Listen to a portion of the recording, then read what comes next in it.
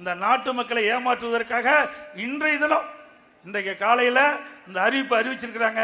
4 மூத்த IAS அதிகாரிகள் நியமிக்கப்பட்டு திராவிட முன்னேற்ற கழக ஆட்சியில் நடைபெற்ற பணிகள் செய்த நன்மையும் மக்களுக்கு எடுத்து போய் சொல்ல வேணுமா?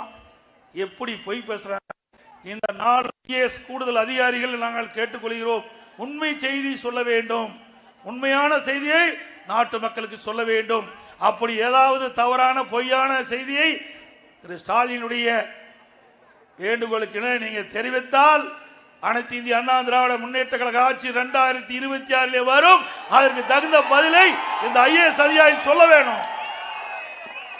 கேவலமா இல்ல? அதுக்கு டிபார்ட்மெண்ட்டுக்கு ஒரு அதிகாரி இருக்கிறாங்க, அதை விட்டுட்டு மூத்த 4 IAS அதிகாரி போட்டு இவர் நன்மை செய்த நாட்டு மக்களுக்கு விளக்க வேணுமா? முடிஞ்சு போச்சு கதை.